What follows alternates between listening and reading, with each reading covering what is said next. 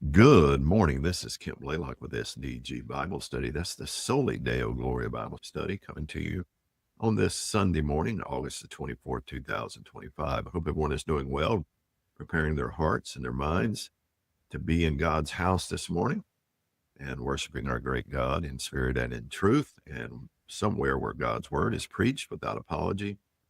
And I hope you have a blessed day. But before we head out to church, let's continue in our reading from the Everyday Gospel, a daily devotional by Paul David Tripp with a reading from the biblical text and a short devotional reading this morning.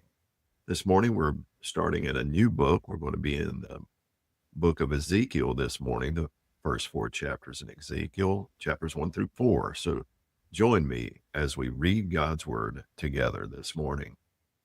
Ezekiel chapter 1.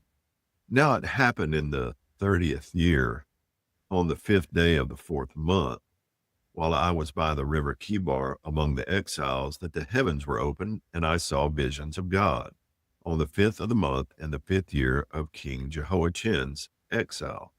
The word of Yahweh came expressly to Ezekiel the priest, son of Buzi, in the land of the Chaldeans by the river Kibar, and there the hand of Yahweh came upon him. Then I looked, and behold, a storm wind was coming from the north, a great cloud with fire flashing forth continually, and a bright light all around it, and in its midst something like the gleam of glowing metal in the midst of the fire. And within it there were figures with the likeness of 4 living creatures, and this was their appearance. They had the likeness of a man, and each of them had 4 faces and 4 wings, and their legs were straight, and their feet were like a calf's hoof, and they sparkled like the gleam of burnished bronze. And under their wings on their 4 sides were hands of a man. As for the faces and wings of the 4 of them, their wings touched one another. Their faces did not turn as they went. Each went straight forward. And as for the likeness of their faces, each had the face of a man. All 4 had the face of a lion on the right, and the face of a bull on the left, and all 4 had a face of an eagle. And such were their faces. Their wings were spread out above. Each had 2 touching another, being and 2 covering their bodies. And each went straight forward. Wherever the Spirit was about to go, they would go, without turning as they went. As for the likeness of the living creatures, their appearance was like burning coals of fire, like the appearance of torches going back and forth among the living creatures. The fire was bright, and lightning was flashing from the fire. And the living creatures ran to and fro with the appearance of lightning. Then I looked at the living creatures, and behold, there was one wheel on the earth beside the living creatures, for each of the 4 of them. The appearance of the wheels and their workmanship was like the gleam of beryl, and all 4 of them had the same likeness, their appearance and workmanship being as if one wheel were within another. Whenever they went in any of their 4 directions without turning as they went. And as for the rims, they were lofty and awesome, and the rims of all 4 of them were full of eyes all around. And when the living creatures went, the wheels went beside them. And when the living creatures rose from the earth, the wheels rose also. Wherever the Spirit was about to go, they would go in that direction, wherever the Spirit was about to go. And the wheels rose alongside of them, for the spirit of the living creatures was in the wheels. Whenever those went, these went. And whenever those stood still, these stood still. And whenever those rose from the earth, the wheels rose close beside them, for the spirit of the living creatures was in the wheels. Now over the heads of the living creatures there was something with the likeness of an expanse, like the awesome gleam of crystal spread out over their heads above. And underneath the expanse their wings were stretched out straight, one toward the other. Each one also had 2 wings covering its body on the one side and on the other. I also heard the sound of their wings, like the sound of many waters as they went, like the sound of the Almighty, a sound of tumult, like the sound of an army camp. Whenever they stood still, they dropped their wings. And there came a sound from above the expanse that was over their heads. There was something in the likeness of a throne, like sapphire stone in appearance, and upon the likeness of the throne high up was the likeness of one with the appearance of a man. Then I saw from the appearance of his loins and upward something like the gleam of glowing metal, with the appearance of fire all around within it. And from the appearance of his loins and downward I saw something with the appearance of fire, and there was radiance all around him. As the appearance of the rainbow in the clouds on a rainy day, so was the appearance of the radiance all around. Such was the appearance of the likeness of the glory of Yahweh. And I saw this, and I fell on my face, and heard a sound of a voice speaking. Chapter 2. Then he said to me, Son of man, stand on your feet, that I may speak with you. And as he spoke to me, the Spirit entered me and caused me to stand on my feet, and I heard him speaking to me. Then he said to me, Son of man, I am sending you to the sons of Israel, to a rebellious people who have rebelled against me. They and their fathers have transgressed against me to this very day. I am sending you to them who are stiff-faced and strong-hearted children, and you shall say to them, Thus says Lord Yahweh. As for them, whether they listen or whether they refuse, for they are a rebellious house, they will know that a prophet has been among them. Now as for you, son of man, do not fear them, and do not fear their words. Though thistles and briars are with you, and you sit on scorpions, neither fear their words, nor be dismayed at their presence, for they are a rebellious house. But you shall speak my words to them, whether they listen or whether they refuse, for they are rebellious. Now as for you, son of man, listen to what I am speaking to you. Do not be rebellious like that rebellious house. Open your mouth and eat what I am giving you. Then I looked, and behold, a hand was sent forth to me, and behold, a scroll was in it. And he spread it out before me, and it was written on the front and back, and written on it were lamentations, sighing, and woe. Chapter 3. Then he said to me, Son of man, eat what you find, eat this scroll, and go, speak to the house of Israel. So I opened my mouth, and he fed me this scroll. And he said to me, Son of man, feed your stomach and fill your body with this scroll, which I am giving you.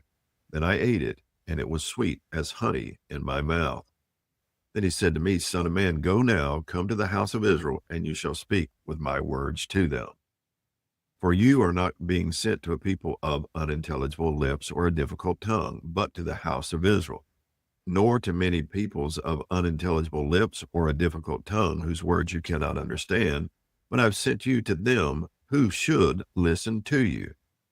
Yet the house of Israel will not be willing to listen to you, since they are not willing to listen to me. Surely the whole house of Israel is stubborn, with a strong forehead and a stiff heart.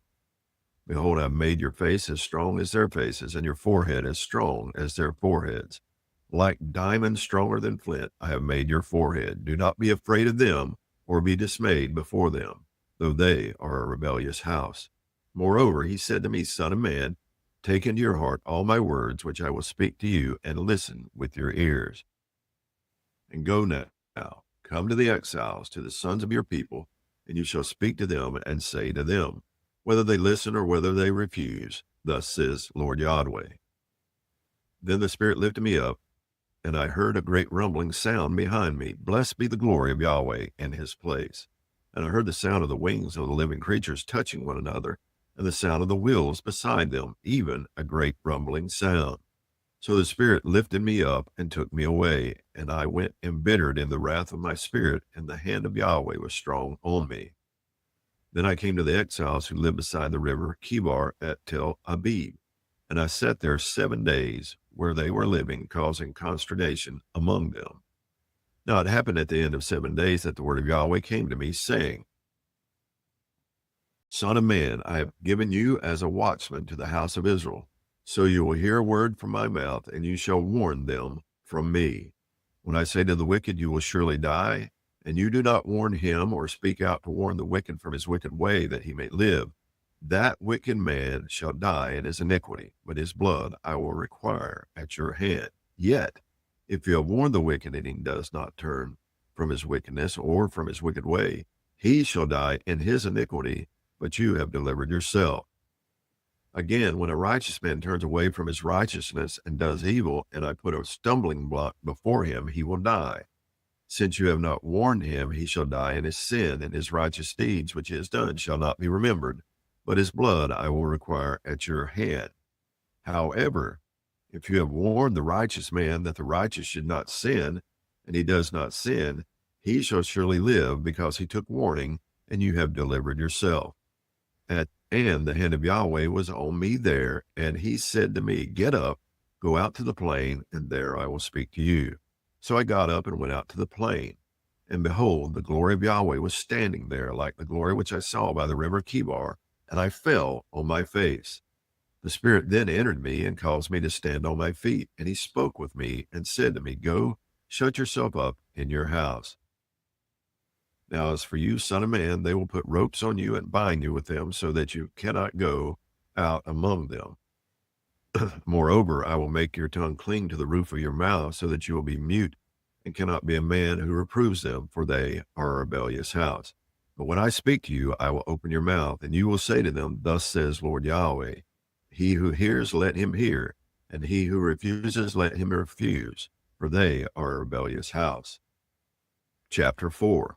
Now as for you, son of man, get yourself a brick, set it before you, and inscribe a city on it, Jerusalem. Then set a siege against it, build a siege wall against it, raise up a ramp against it, set up camps against it, and place battering rams against it all around. Now as for you, get yourself an iron plate, and set it up as an iron wall between you and the city, and establish your face toward it, so that it is under siege, and besiege it. This is a sign to the house of Israel. Now as for you, lie down on your left side, and lay in the iniquity of the house of Israel on it. You shall bear the iniquity for the number of the days that you lie on it. Now I have set a number of days for you corresponding to the years of their iniquity, 390 days. Thus you shall bear the iniquity of the house of Israel. And you shall complete these, and you shall lie down a second time, but on your right side, and bear the iniquity of the house of Judah. I have set for you for 40 days, a day for each year. Then you shall establish your face toward the siege of Jerusalem with your arm bared, and prophesy against it. Now behold, I will set ropes upon you, so that you cannot turn from one side to the other until you have completed the days of your siege. Now as for you, take wheat, barley, beans, lentil, millet, and spelt. Set them in one vessel, and make them into bread for yourself. You shall eat according to the number of the days that you lie on your side, 390 days. And your food which you eat shall be 20 shekels a day by weight. You shall eat it from time to time. The water you drink shall be a sixth part of a hin by measure. You shall drink it from time to time. You shall eat it as a barley cake, having baked it in their sight over human dung. Then Yahweh said, Thus will the sons of Israel eat their bread unclean among the nations where I will banish them. But I said, Lord Yahweh, behold, I have never been defiled, for from my youth until now I have never eaten what died of itself.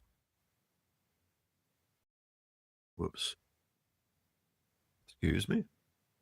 But I said, Lord Yahweh, behold, I have never been defiled from my youth until now. I've never eaten what died of itself or was torn by beast, nor has any offensive meat ever entered my mouth. Then he said to me, See, I will set for you cow's dung in place of human dung, over which you will prepare your bread. Moreover, he said to me, Son of man, behold, I am going to break the staff of bread in Jerusalem, and they will eat bread by weight and with anxiety, and they will drink water by measure and in desolation, because bread and water will be lacking, and they will be in desolation with one another, and rot away in their iniquity. That's going to conclude our reading from the biblical text. Now to our devotional reading. God always empowers his people to do what he calls them to do. There was a time when I took pride in my seemingly endless energy and ability to get a lot done quickly. Then I got sick and experienced weakness I had never known before.